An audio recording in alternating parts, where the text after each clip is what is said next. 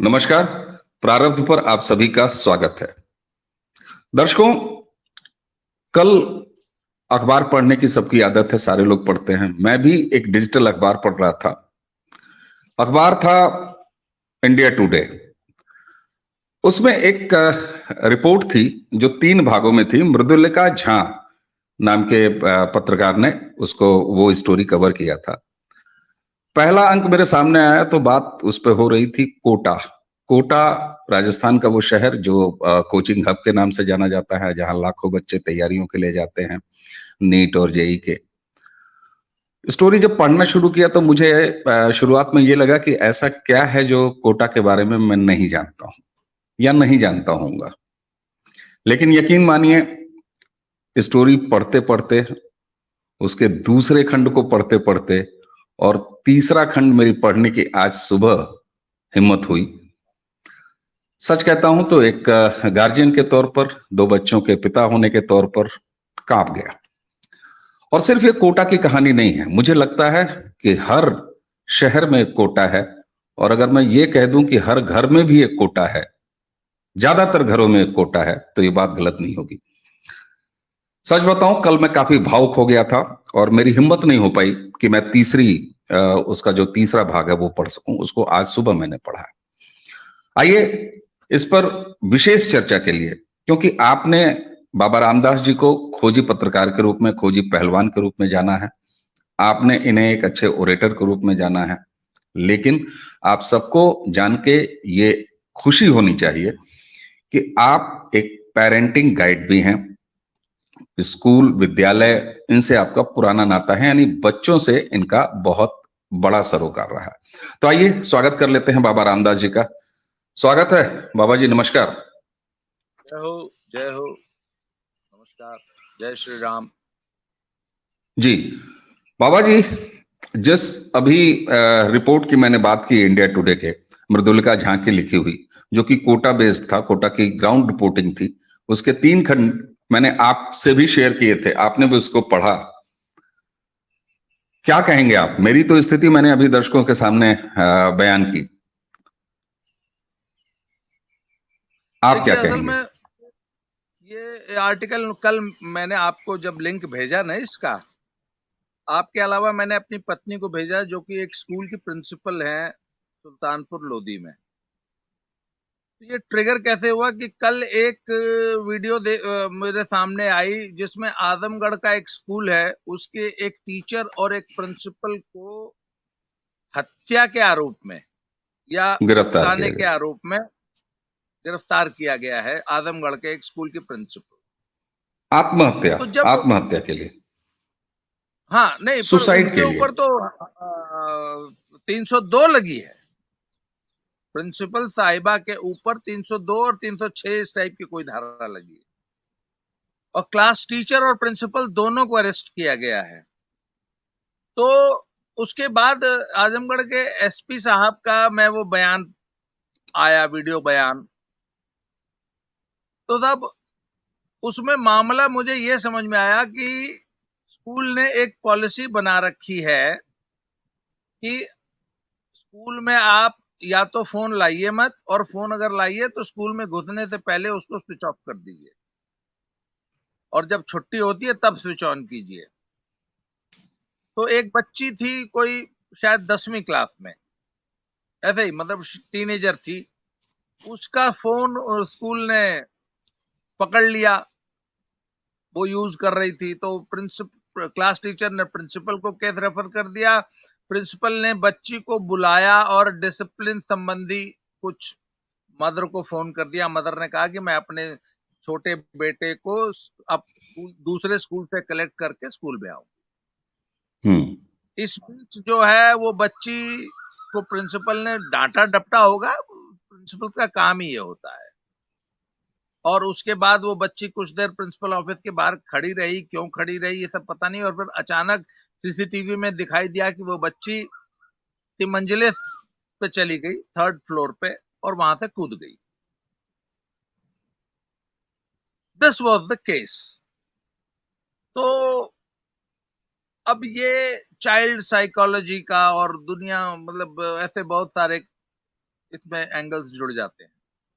मैं चूंकि पिछले 35 साल से बच्चों के साथ काम कर रहा हूं, मैंने ग्रास रूट लेवल पे गांव के छोटे बच्चों के साथ काम किया है, शहर के बच्चों के साथ काम किया है, खिलाड़ियों के साथ काम किया है, स्पोर्ट्समैन जो बच्चे होते हैं उनके साथ काम किया है, as a counsellor, as a parent guide में ये बहुत सारे पिछले आप जानते हैं। तो जब उस आर्टिकल के बाद, उस घटना के बाद मैं और कुछ पढ़ने का इसी विषय पर, तब तक मुझे वो कोटा में जो डिफरेंट एंगल्स पे जो मतलब वहां की जो समस्याएं हैं वो पढ़ने लग गया, तो ये आर्टिकल सामने आ गया। तो मैं आपको यकीन बताऊं, हालांकि मैं तो इस विषय का मतलब अपने आप को मैं स्पेशलिस्ट समझता हूं, और बच्चों के सामने क्या क्या समस्याएं आती हैं। इसके अलावा एक एंगल पंजाब का है कि पंजाब के भी पेरेंट्स अपनी महत्वाकांक्षाएं पूरी करने के लिए 16, 17, 18 साल के बच्चों को कनाडा भेज दे रहे हैं, 40-40 लाख रुपए का कर्जा करके भेज रहे हैं। तो वहां से बच्चों का तनाव, फिर कनाडा से भी एक स्टोरी आ गई, तो ने इनका बड़ा घालमेल हो गया, गड्ढमड हो गया। तब तक वो उस बच्ची का, वो झा का आर्टिकल मेरे सामने आ गया। और यू वोंट बिलीव अवनीश जी, जब मैंने वो पहला भाग पढ़ा ना, दर्शकों के लिए हम इस आर्टिकल का लिंक जो है डिस्क्रिप्शन बॉक्स में दे देंगे। बिल्कुल। तो मुझे जब वो जो उसने जो पूरे उस शहर का, कोटा शहर का चित्रण किया है, और पूरा एक सिस्टम इन लाखों बच्चों को कैसे हैंडल कर रहा है। वो किसी ने कोटा को फैक्ट्री का नाम दिया है ना, शायद इस नाम की एक ओटीटी सीरीज भी बनी है, वेब सीरीज। बिल्कुल। तो मुझे मेरे सामने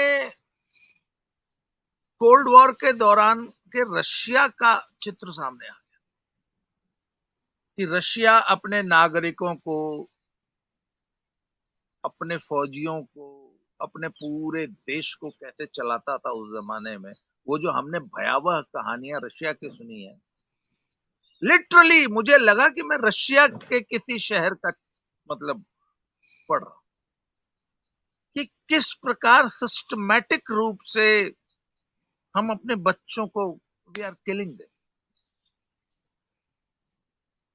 और वो बच्चे जिन्हें जबरदस्ती इंजीनियर, डॉक्टर बनने के लिए कोटा भेज दिया गया है, और एक बच्चे ने तो, अभी पीछे एक घटना हुई है जिसमें एक बच्चे ने मात्र कोटा पहुंचने के 45 दिन के अंदर आत्मघाती कदम उठा लिया।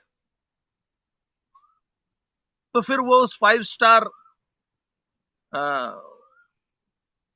जो हॉस्टल का जिक्र है उस आर्टिकल में, वो लेखिका लिखती है कि वहां पे एक ऐसा हॉस्टल है जिसके आगे 5 स्टार होटल फेल है, बड़ा सा रिसेप्शन है, उसमें बड़े बड़े झूमर, चैंडलियर्स लगे हैं, शैंडलियर्स। और वो उस हॉस्टल का मालिक बताता है कि इसमें 250 लड़कियां रहती हैं, सब सिंगल ऑक्यूपेंसी रूम्स हैं, पूरा 5 स्टार है ये। और हर खिड़की के बाहर जाली लगी है कि कोई लड़की छत से कूद न जाए।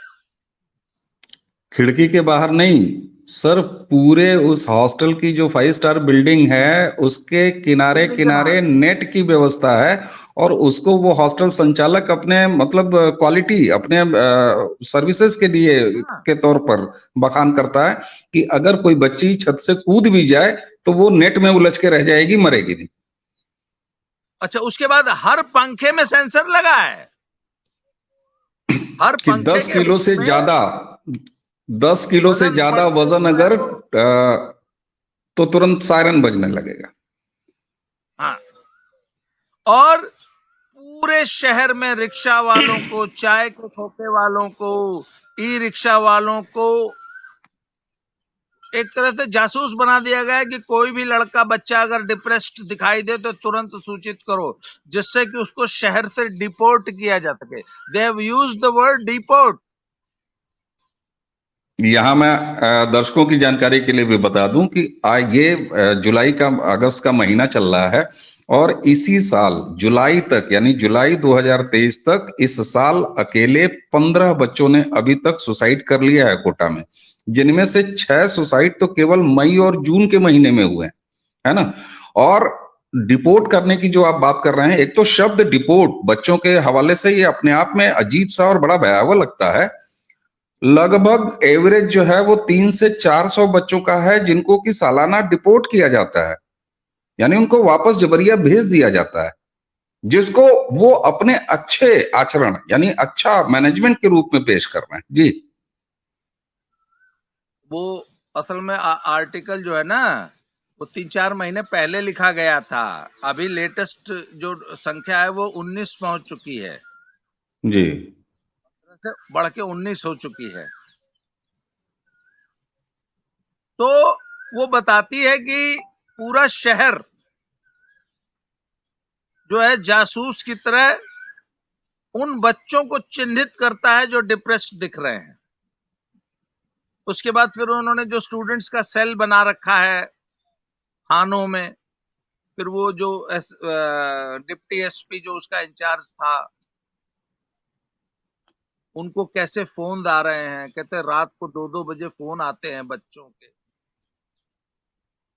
तो इस क्रम में जैसे मैंने आपसे बात कर रहा था ना, मैंने ये आर्टिकल अपनी पत्नी को भेजा था जो कि प्रिंसिपल हैं।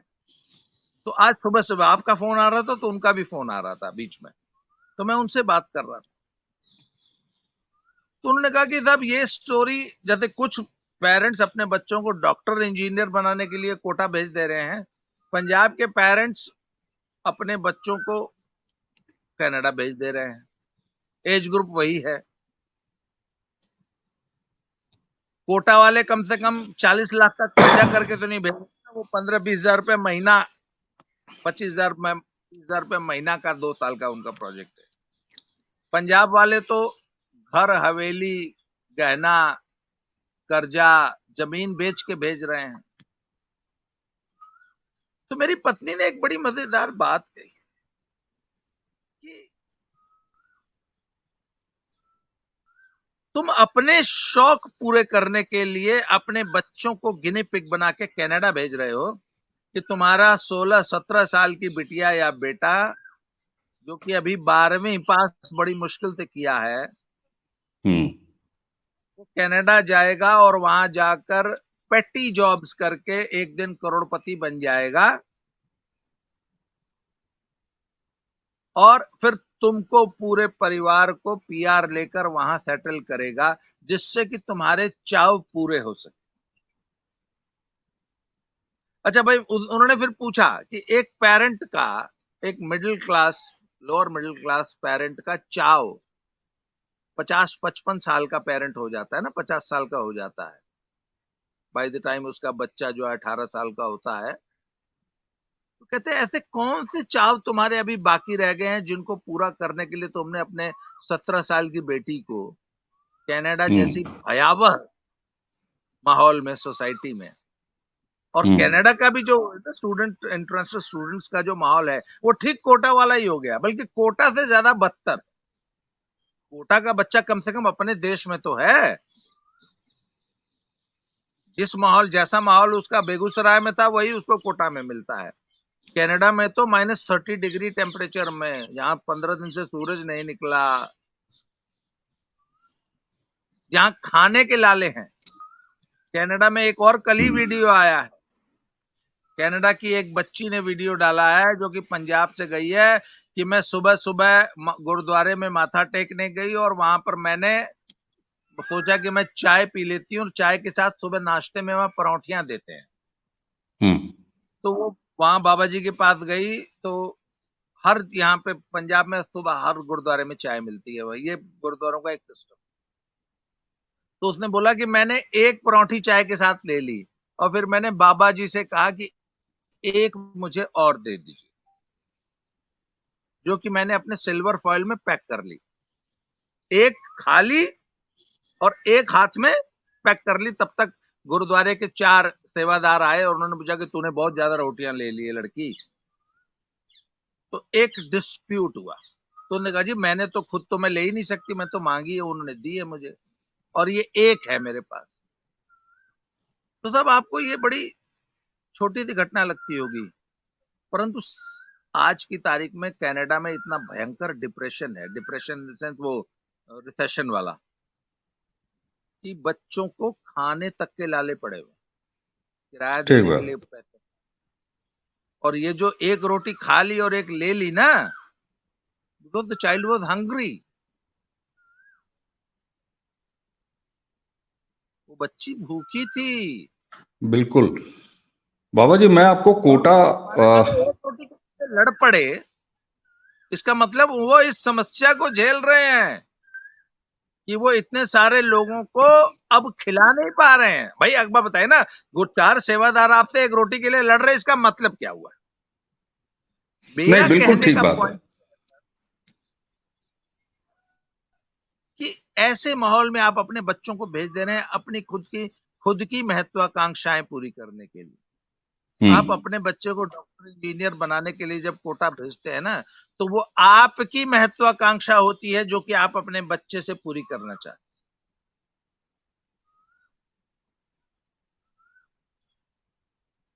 ठीक हैं। बात। ये है माहौल। बिल्कुल। अच्छा, वहां ये भी देखे ना कि उस आर्टिकल की जब शुरुआत होती है तो ठीक है, पेरेंट्स, अभी हम उस पर भी आएंगे किस तरह के अलग अलग वहां पे सिस्टम क्रिएट हुए हैं कोचिंग्स के आसपास, हॉस्टल्स के, रेस्टोरेंट के और बाकी सारी चीजों के, इवन फ्लैट्स तक के।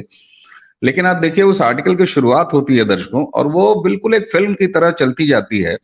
जैसे ही वो reporter Kota station, railway station से बाहर आती है, तो पहले ऑटो वाले, फिर ई रिक्शा वाले, हम आपको अच्छे हॉस्टल दिला देंगे और कुछ ऑफर करते हैं कि आप हमारे साथ चलिए, हम आपको जो है वो अच्छी कोचिंग में सीट दिला देंगे, जगह दिला देंगे, फीस में रियायत भी हो जाएगी। बिल्कुल ये उसी तरह है जैसे किसी आम शहर में कोई पर्यटक या कोई बाहर का आदमी उतरता है तो रिक्शे वाले, ठेले जो तांगे वाले, रिक्शे वाले, ऑटो वाले, कैब वाले जिस तरीके से छीना झपटी करते हैं उस तरीके से। और बात यहां तक सब सर पहुंचती है कि जिसको वो अपनी क्वालिटीज के रूप में गिनाते हैं कि उन्होंने लोकल जो कोटा शहर है वहां की चाय की दुकानें और बाकी छोटे छोटे होटल्स, उनको अपना जासूस बना रखा है इस बात की पहचान करने के लिए कि कौन से ऐसे बच्चे हैं। और साथ में सिर्फ इतना ही नहीं है, अनुशासन के नाम पर मेल और फीमेल बच्चों को अलग अलग रखा जाना, चलिए ठीक है। लेकिन अगर हाँ, कोटा शहर में कहीं दो बच्चे आपस में सोशलाइज करते हुए मिल जाते हैं, कप चाय की पीते हुए मिल जाते हैं, तो उनकी सूचना उनके हॉस्टल वार्डन तक यानी हॉस्टल संचालक तक या कोचिंग तक पहुंचा दी जाती है और इमीडिएट उसकी रिपोर्टिंग पेरेंट्स को की जाती है। और सत्यानाश वाली बात यह है कि वो उसको अपनी स्ट्रेंथ के रूप में गिनाते हैं, अपनी क्वालिटी के रूप में गिनाते हैं कि हम कितना बेहतर कर रहे हैं बच्चों के लिए। वो ध्यान दीजिएगा, मैं आपको याद दिला रहा हूं कि वो जो 5 स्टार हॉस्टल का मालिक है वो बता रहा था कि हमारे पास बायोमेट्रिक अटेंडेंस है, अगर बच्चा लेट सो के उठा तो भी हम बाप को तुरंत सूचना देते हैं, है ना? बच्चा कभी क्लास मिस कर दिया या बच्चा कहीं थोड़ा फन करने चला गया या थोड़ा टाइम पास मतलब है रिलैक्स कर रहा है, मतलब पल पल की सूचना जो है माँ बाप को दे रहे हैं कि आपका बच्चा पढ़ नहीं रहा है। वो जो लॉन्ड्री सर्विस वाली बात है आर्टिकल में कि नहीं नहीं बेटा तुम सिर्फ पढ़ो, खाना बना बनाया मिलेगा, कपड़ा तुमको नहीं धोना है, तुमको अपने कमरे का झाड़ू पोछा तक नहीं करना है, तुम सिर्फ पढ़ो 2 साल। यहां उसी आर्टिकल में अगर उस एपिसोड का आप याद करें, जहां एक नीट की तैयारी करता हुआ यानी मेडिकल की तैयारी करते हुए बच्चे से जब संवाददाता की बात होती है, तो वो कहता है कि मैं बड़ी अच्छी कहानियां लिखा करता था और मेरा शौक एक स्टोरी राइटर बनने का था और मेरा सपना था कि मैं स्टोरी राइटर बनूं और मैंने काफी कहानियां लिखी भी थी। लेकिन जब मेरे पिता को मेरी वो नोटबुक मिल गई जिसमें मैंने कहानियां लिखी थी, तो उसको उन्होंने फाड़ दिया, मेरी माँ ने मुझसे बातचीत करना बंद कर दिया और अंततः मुझे यहाँ आके इसलिए रहना है कि मुझे डॉक्टर बनना है, डॉक्टर के अलावा और कुछ नहीं बनना है। बड़े भावुक अंदाज में वो रिपोर्टर पूछती है उससे कि क्या तुम अब कोई कहानियां नहीं लिखते हो? बोला नहीं, अब कहानियां नहीं लिखता हूँ। बोले कहानी लिखने की इच्छा भी नहीं होती? बोले इच्छा होती है। और वो एक एपिसोड, एक इंसिडेंट सुनाता है कि जब मेरे बगल वाले कमरे का लड़का अपने मोबाइल के फ्लैश लाइट को जलाता है और सामने एक और हॉस्टल है, वहां से एक बच्ची, एक लड़की, वो अपने कमरे के लाइट को ऑन ऑफ करती है। तो मेरे बड़ी इच्छा होती है कि इस प्लॉट पर मैं एक कहानी लिखूं, लेकिन मैं ऐसा कर नहीं सकता क्योंकि मुझे डॉक्टर बनना है। ये स्थिति है सर।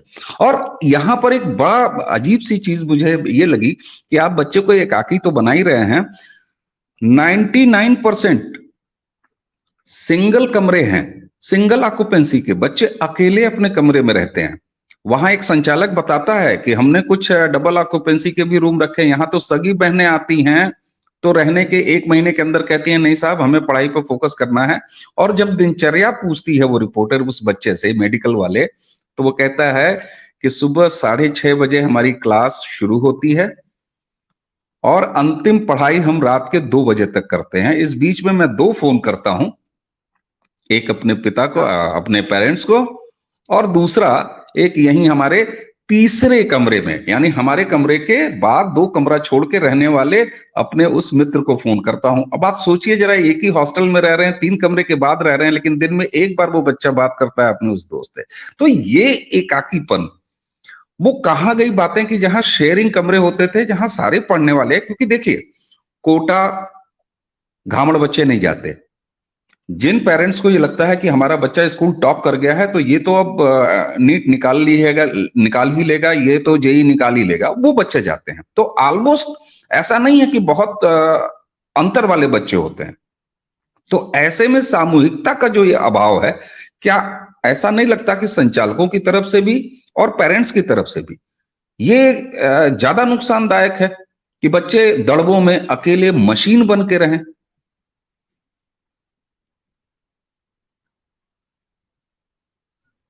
देखिए, कोटा जो शहर है ना, या ऐसा कोई भी कोचिंग सिटी, ऐसे बहुत सारे कोचिंग, अब सिर्फ कोटा नहीं है, राजस्थान में शायद सीकर भी एक ऐसा ही हब बन के खड़ा हो रहा है। आपका लखनऊ है ही है, प्रयाग है ही है। प्रयागराज उसके बहुत बाद पुराना है सर, इसीलिए इसीलिए मैंने शुरुआत में ही कहा कि हर शहर में एक कोटा है, और अगर ये कह लें कि हर घर में एक कोटा है जहां इस तरह का प्रेशर, इस तरह की बातें बच्चों के ऊपर रहती हैं। जी। और उसके बाद आपका ये ओल्ड राजेंद्र नगर और मुखर्जी नगर यूपीएससी एस्पायरेंट्स का, वो लक्ष्मी नगर। तमाम सराय, जिया सराय से लेके कौन कौन सी सराय। तो सर बात है, ये तो है पैसा कमाने की मशीनें बन गई, ये सारे तमाम शहर और इन शहरों का पूरा सिस्टम। और कोटा की तो मुझे कहानी सुन के मुझे लगा कि बिल्कुल अविश्वसनीय सा, मतलब वो पूरा मंजर लगता है कि एक पूरा शहर जो है, एक, इसका मतलब एक पूरा शहर एक लेबोरेटरी में तब्दील हो गया है। वो मेरे एक मित्र थे, वो पालमपुर यूनिवर्सिटी में एग्रीकल्चर साइंटिस्ट थे। तो वो बताते थे कि वहां पे जब हम प्लांट्स के जीन्स पे काम करते हैं और नए सीड्स तैयार करते हैं और हाइब्रिड जब वो सीड्स बनाते हैं, तो बकायदा लेबोरेटरी कंडीशंस में ह्यूमिडिटी, ऑक्सीजन, पानी, टेम्परेचर, ये तमाम चीजें कंट्रोल की जाती हैं।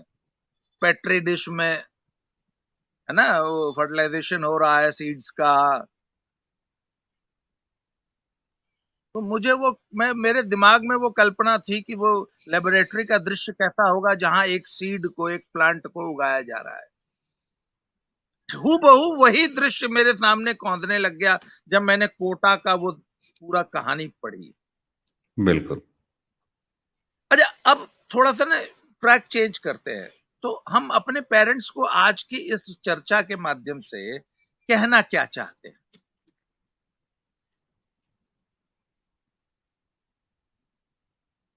सर बात यह है कि आपको लगता है कि आप अपने बच्चे का भविष्य बनाने के लिए उसको इस संत्रास, इस ट्रॉमा से गुजार रहे हैं, और वो ये कहते हैं कि बस 1-2 साल की ही तो बात है, 1-2 साल तो संघर्ष कर लो, उसके बाद तो सारी जिंदगी ऐश ही करनी है। ये एक पेरेंट्स का बड़ा फेवरेट डायलॉग होता है। तो सर बात यह है कि अब महत्वाकांक्षा पूरी करने के लिए हम अपने बच्चों को गिनी पिग्स बना रहे हैं, पहली बात। और अपने बच्चों के कंधे पे चढ़ के अपनी वो अदम्य इच्छाएं, अपनी महत्वाकांक्षाएं, अपने जो हमारे जो सपने अधूरे रह गए थे उनको अपने बच्चों के माध्यम से पूरा करना चाहते हैं। और इस चक्कर में हम उनके पूरे बचपन को मार रहे हैं।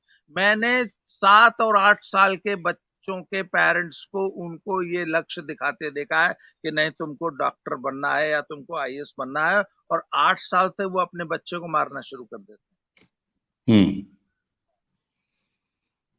तो पेरेंट्स को सबसे पहले तो भैया ये रियलाइज कर लो कि आप एक ऐसी फील्ड में अपने बच्चे को उतार रहे हैं जहां सक्सेस रेट 0.001% होगा। क्यों? अरे भैया बिल्कुल, पता नहीं काफी कम है, 14 है काफी कम है। ठीक है, काफी कम। 14-15 लाख बच्चे हैं नीट जेईई में फॉर्म भरते हैं और तैयारी करते हैं, बैठते हैं, उसमें से कुछ गिने चुने 5-10,000 20,000 सेलेक्ट होते हैं। तो आप ये मान के चलिए ना कि भैया 99% सक्सेस रेट नहीं है। 99% बच्चों को खाली हाथ बैरंग वापस आना है। और हमारे इंडियन पेरेंट का आज भी वही माइंडसेट कि इस धरती पर 2 ही प्रोफेशन है जिससे आप एक सम्मानजनक जिंदगी जी सकते हैं, डॉक्टर और इंजीनियर। डॉक्टर बन जाओ नहीं तो इंजीनियर बन जाओ। ये जो माइंडसेट है ना पेरेंट्स का सर, इससे जब तक बाहर नहीं निकलेंगे तब तक हम अपने बच्चों को ऐसे ही मारते रहेंगे। हालांकि इसमें और हाँ जी। अच्छा, जब आपने बात कही बिल्कुल वो सही बात है कि पेरेंट्स के रूप में हम प्रयास ये करते हैं कि जो हमारे अधूरे सपने हैं उन सपनों को अपने बच्चों के जरिए उनको मशीन बना के किसी न किसी तरह से हासिल कर लिया जाए। लेकिन उसी आर्टिकल में आपको याद दिलाऊं तो जब वो रिपोर्टर एक ऐसी महिला से बात करती है, क्योंकि वहां पर सिर्फ हॉस्टल्स ही नहीं है, जो बहुत ज्यादा थोड़े से केयरी पेरेंट्स हैं उन्होंने सिंगल बेडरूम सिंगल रूम के अपार्टमेंट्स हैं, फर्निश्ड अपार्टमेंट हैं, जहां सिर्फ आप कपड़े लेके जाइए वहां रहिए। तो वहां पर बच्चों के माँ, एक जगह तो पिता भी एक वेस्ट बंगाल के, और एक सकारात्मक बात जो मुझे लगी पर्सनली कि बाबा और दादियां यानी ग्रैंड पेरेंट्स भी साथ बच्चों के रह रहे हैं। चलिए, लेकिन आपने ध्यान दिया होगा कि खुर्जा का एक उदाहरण वहां पर होता है कि जो माँ अपनी बेटी के साथ वहां रहती है और वो बताती है कि मेरे हस्बैंड डॉक्टर हैं। और आखिर अब ये बताइए कि फिर वो थ्योरी कहां जाती है कि अधूरे सपने? अरे आप तो खुद डॉक्टर साहब हैं, अब आप अपने घर में एक नया डॉक्टर लाने के लिए उसको आपने पहले ही एडमिट करा दिया। मैं तो एडमिट शब्द यहां कहूंगा, आपने हॉस्टल में भेजा नहीं। जो पूरा आर्टिकल की तीनों पार्ट पढ़ के लगते हैं तो वो तो ये लगता है कि आपने एडमिट करा दिया डॉक्टर साहब वहां। तो यहाँ पेरेंट्स की अधूरी इच्छा वाली बात तो फिर अलग हो जाती है। नहीं, उसमें अलग महत्वाकांक्षाएं है ना भाई। 90% डॉक्टर्स की अपनी एक प्राइवेट प्रैक्टिस है, क्लिनिक है, अस्पताल है, उसको इनहेरिट करना है। आखिर उसको किसको देके जाएंगे? तो अपने बेटे को डॉक्टर बना दो, बहू को डॉक्टर बना दो, डॉक्टर बहू ले आओ, बेटे को डॉक्टर बनाओ, बहू डॉक्टर ले आओ। तो वो प्लानिंग दिमाग में चलती रहती है डॉक्टर साहब लोगों के।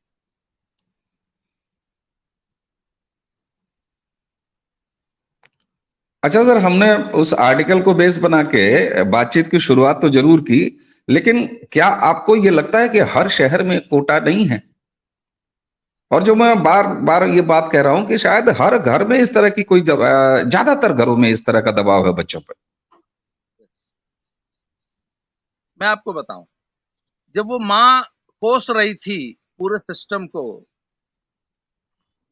कि मेरे बेटे को हॉस्टल ने, कोचिंग ने या कोटा शहर ने, तो मैंने कहा why don't you blame yourself? आप बताइए ना। सबसे पहले उन माँ बाप का दोष नहीं था कि आपने अपने बच्चे को कोटा जैसे शहर में भेजा। तब उसके साथ वो सारा ट्रॉमा हुआ। तो अपने को दोष देना पेरेंट्स भूल जाते हैं। आप बताइए। मैं आपको बताऊं, मेरे साथ एक अपना एक निजी अनुभव बताता हूं। मेरे बेटे पहलवानी करते थे, तो अब सब पहलवानी में भी सब एक है ना कि ओलंपिक का मेडल जीतना है। तो मैं हमेशा अपने बच्चों को, खुद के बच्चों को और सभी पेरेंट्स को जो मुझसे काउंसलिंग करते हैं स्पोर्ट्स की, तो मैं एक बात बताता हूं। देखिए, स्पोर्ट्स के दो उद्देश्य हो सकते हैं। पहला है कि आप स्पोर्ट्स को करियर बनाइए और कॉम्पिटिटिव स्पोर्ट्स में उतरिए। एक दूसरा है स्पोर्ट्स को वे ऑफ लाइफ बनाइए। तो अगर आप स्पोर्ट्स को करियर बनाते हैं तो ये ध्यान रखिए कि 8 अरब आबादी में 4 साल में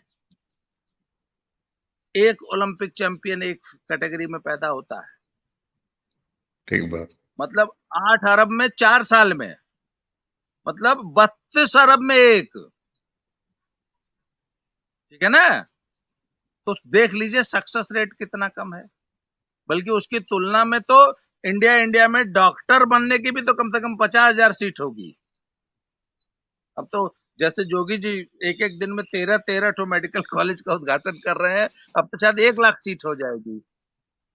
पर नेशनल चैंपियन पूरे देश में किसी वर्ग में एक ही होता है। सही बात।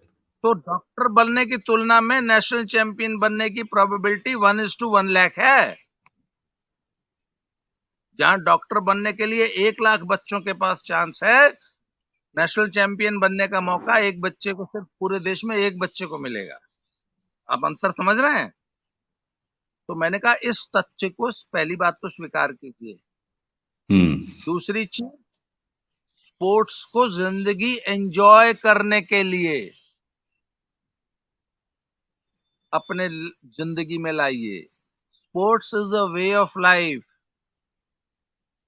एक तो हम पढ़ते हैं किताब में सिर घुसा के एग्जाम पास करने के लिए, एक हम पढ़ते हैं साहित्य।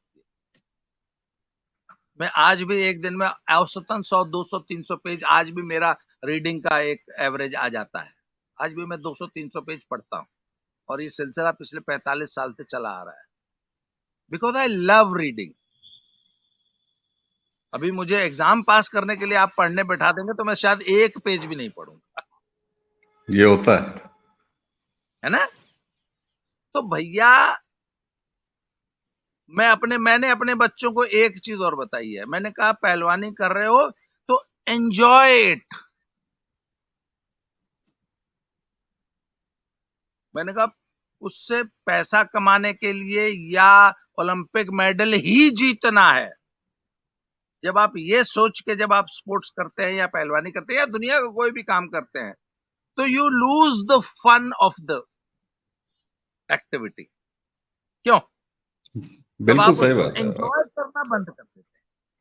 अरे वो जॉब सेटिस्फेक्शन जब मैनेजमेंट में पढ़ाया जाता है, ह्यूमन रिसोर्स में, तो उसमें ये बात पढ़ाई जाती है अनिवार्य रूप से कि जब आपका पेशा, आपका शौक और पेशा वो जितना नजदीक हो आता जाए, उतना ही ज्यादा आप अपना जो जॉब है उसको एंजॉय करते जाते हैं, है ना?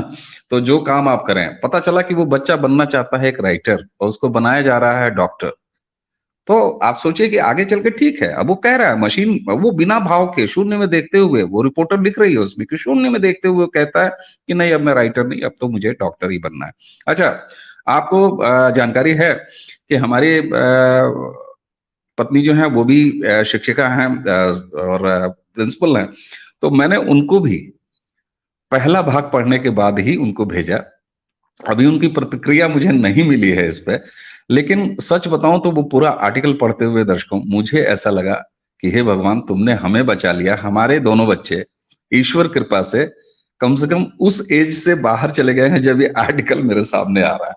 तो ये एक निश्चित रूप से ऐसी बात है, मुझे लगता है बाबा जी, कि हमने अभी तक जितनी बात की है, कई बार दर्शकों को ये लग सकता है कि हम केवल समस्या बात कर रहे हैं। कोटा के बहाने हम पूरे देश, हम तो घर तक की बात कर रहे हैं कि हर घर में एक कोटा है। तो निश्चित रूप से आज हमने इस पूरे विषय पर एक भूमिका ही बनाई है और समस्या ही बात कर रहे हैं। लेकिन अब इसमें मुझे लगता है कि इतनी देर में ये बातचीत सिमटेगी नहीं।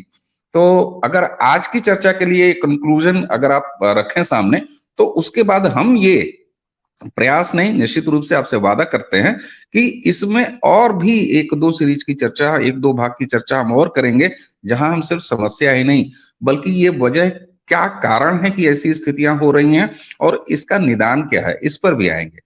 जी बाबा जी। देखिए, सबसे पहले तो मेरा एक ही टेक है, अपनी निजी महत्वाकांक्षाओं के लिए अपने बच्चों की बलि मत चढ़ाइए।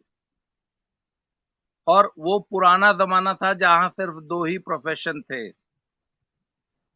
कि या तो डॉक्टर बन जाओ या इंजीनियर बन जाओ, और हमारे भारतीय समाज में बहुत हद तक ये है कि सरकारी नौकरी पा जाओ।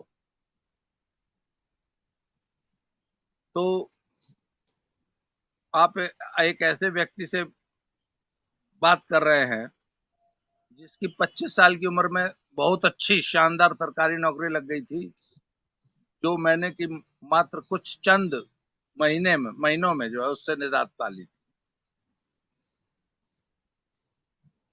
मेरा ये कहने का मतलब है कि भैया, और भी गम है जमाने में मोहब्बत के सिवा। और भी बहुत से ऐसे हजारों प्रोफेशंस हैं, और हजारों प्रोफेशंस तो टेक्नोलॉजी ने क्रिएट कर दी। सिर्फ अकेला यूट्यूब जो है वो पिछला आंकड़ा जो था, अब तो इधर बढ़ गया होगा, 6.5 लाख हिंदुस्तानियों को 20,000 से ऊपर का पे चेक भेज रहा है, जो जो है ना मंथली। 6.5 लाख लोगों को। हिंदुस्तान का जो सबसे बड़ा एम्प्लॉयर है वो रेलवेज और इंडियन आर्मी है, वो 14 लाख है उनमें औसतन। यूट्यूब 6.5 लाख पहुंच चुका था आज से 2 साल पहले। तो यूट्यूब कितना बड़ा रोजगार देने वाला माध्यम बना है, और पिछले 2-4 साल 5 साल में बना है। ऐसे 1000 नई फील्ड्स पैदा हुई हैं जहां आप अपना शौक पूरा करते हुए आजीविका कमा सकते। इसलिए पेरेंट्स को इस माइंडसेट से बाहर निकलने की जरूरत है कि सिर्फ सरकारी नौकरी या सिर्फ डॉक्टर इंजीनियर बनोगे तभी जिंदा रहोगे, नहीं तो भूखे मर जाओगे। और बच्चे को पढ़ाई भी एंजॉय करने दीजिए उसको। ये जो मैं आपको बताऊं, जब मैं NIS डिप्लोमा पटियाला में कर रहा था ना, तो बहुत ही ज्यादा टफ फिजिकल, मतलब फिजिकली और मेंटली तो नहीं कह सकता मैं, पर physically it was very tough. मतलब एकदम आर्मी के कमांडो भी वहां आके ना एक बार तो परेशान हो जाते थे। पर मुझे एक चीज पता थी कि ये वो 10 महीने हैं जो मुझे सारी जिंदगी याद है। मैं इन 10 महीनों को सारी जिंदगी मिस करूंगा कि ये मेरे जीवन के सबसे बेहतरीन 10 महीने वो थे जो मैंने NIS पटियाला में गुजारे। सर, पढ़ाई का जो प्रोसेस है ना वो ऐसा होना चाहिए। इसीलिए कुछ लोगों को सारी जिंदगी कॉलेज याद है, पुराने जमाने के लोगों को कॉलेज सारी जिंदगी याद रहता है। बिल्कुल, है ना? क्योंकि दे एंजॉयड देयर स्टे देयर। भैया, पढ़ाई को दुनिया में आप कोई भी काम अपने बच्चों से करवा रहे हैं, ऐसा माहौल बनाइए कि let them enjoy that process. बिल्कुल सही बात है, बिल्कुल सही बात है। वरना तो मुझे एक शेर याद आ रहा है कि आपने बोने दरख्तों से समर तो ले लिए। समर का मतलब फल होता है। गमले में लगा के आपने बोनसाई से भी नींबू और संतरे उगा लिए। तो ये शेर कहता है बाबा जी कि आपने बोने दरख्तों से समर तो ले लिए, राहगीरों के लिए परछाइयां कम हो गई। तो आपने गमले में बोनसाई लगा के वहां संतरे, अनार और जो कुछ भी पैदा कर लीजिए, लेकिन वो किसी को छाया नहीं दे सकते, समाज के लिए कुछ नहीं कर सकते। हाँ, आपको 4 फल जरूर दे देंगे, लेकिन खुद उनका आकार, खुद उनका व्यवहार कैसा होगा वो आप खुद सोच सकते हैं। तो मुझे लगता है बाबा जी कि आज जो हमने ये भूमिका बनाई, क्योंकि इसके इतने एंगल हैं इस पूरी बातचीत के कि आज तो मुझे लगता है हम खाली समस्या ही कवर करते रह गए, है ना? तो आज की चर्चा को क्यों ना विराम दिया जाए और अगली बार ये इसका एक और एंगल और इसके समाधान तक हम जाएंगे, भले हमें इसकी पूरी एक सीरीज क्यों ना करनी पड़े, क्योंकि आप पेरेंटिंग में जिस तरीके से एक एक्सपर्टीज अपनी रखते हैं और अनुभव के साथ, और यहाँ अगर मेरा निजी अनुभव कहा जाए तो मैं भी एक नौकरी कर रहे और एक कॉलेज स्तर तक पहुंच गए बच्चों का पिता हूं। तो निश्चित रूप से हमारे आपके जो सरोकार हैं as a parents, as a guardian, वही समाज का सरोकार होता है। और ये निश्चित है कि ये बातें कहीं किसी दूसरे या तीसरे ग्रह से नहीं आती, ये हमारे आपके अनुभवों से ही उपजी होती हैं। ये तो आर्टिकल जो इंडिया टुडे का है वो एक वायस बन गया, एक जरिया बन गया कि हम इस विषय पर बातचीत शुरू किए। तो बाबा जी, मुझे लगता है कि आज की इस चर्चा को यहीं समाप्त किया जाए। तो आइए दर्शकों, देते हैं बाबा जी को आज की चर्चा में भाग लेने के लिए धन्यवाद। जी, आप कुछ कहना चाहते हैं? जी। कंक्लूड मैं ऐसे करूंगा कि जो हमारे दर्शक जिन्होंने ये वीडियो देखा है वो कमेंट बॉक्स में अपने सुझाव थे और किन मुद्दों पे, किन बिंदुओं पे अगली अगली वीडियो में इसी विषय पे जब हम करेंगे तो एज अ पेरेंट वो क्या कहना चाहते हैं, उनकी क्या इश्यूज हैं, इस पे हम डिस्कस करेंगे। आज के लिए इतना ही, बहुत अच्छी बहुत बहुत बात धन्यवाद जी। तो दर्शकों, आज के लिए हमें दीजिए आज्ञा। आप सभी को बहुत बहुत नमस्कार, प्रणाम।